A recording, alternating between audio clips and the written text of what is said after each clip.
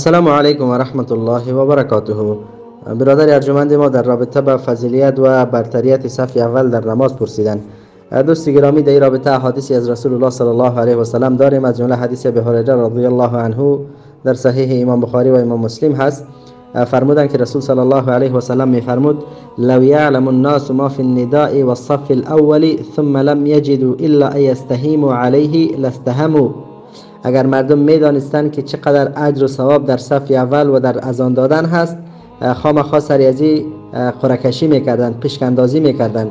یعنی اگر میدانستند که چقدر فضیلت و ثوابش زیاد هست، آنها بین خود در این مسئله قرعه‌کشی میکردند. یعنی هر کدامش میگفت که من میرم، دیگهش میگفت من میرم، دیگهش میگفت من میرم، یعنی ایرا تلاش میکردند که نصیبشان شود. و در صحیح امام مسلم رحمه الله حدیثی هست که رسول الله صلی الله علیه و سلم فرمودند: خیر صفوف الرجال اولها. بهترین صف‌های مردا صف اول هست. بهترین صف‌های مردا صف اول هست. پس در این حدیث معلوم شد که یعنی صف اول از جمله بهترین صف‌ها حساب میشه.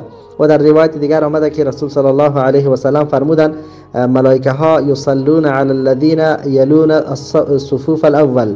ملائکه ها درود میفرستند، صلوات میفرستند بالای کسانی که در صف اول هستند. یعنی در صف اول استاد شدن باعث یعنی سبب درود فرستادن ملائکه بالای انسان می باشد.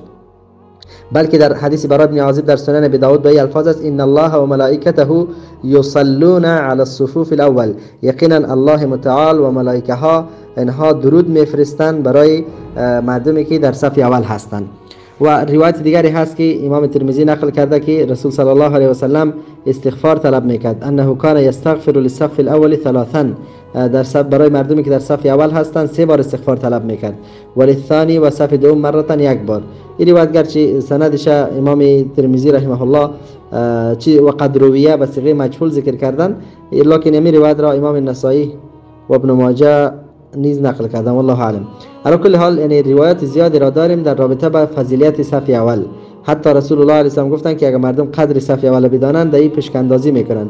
این در رابطه با مرد. اما در رابطه با زنها باز بهترین صفشان صف اخیرشان هست.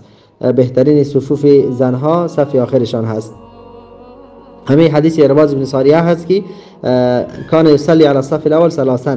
نبی علیه السلام درود میفرستاد به کسی که در صف اول بودن 3 بار و علی الثانی به صف دوم واحدتا 1 بار. یعنی نبی علیه السلام فرق به مردم تعلیم میداد که در کسایی که صف اول بودن آنها را 3 بار و کسایی که در صف دوم بودن آنها را 1 بار به آنها درود میفرستاد.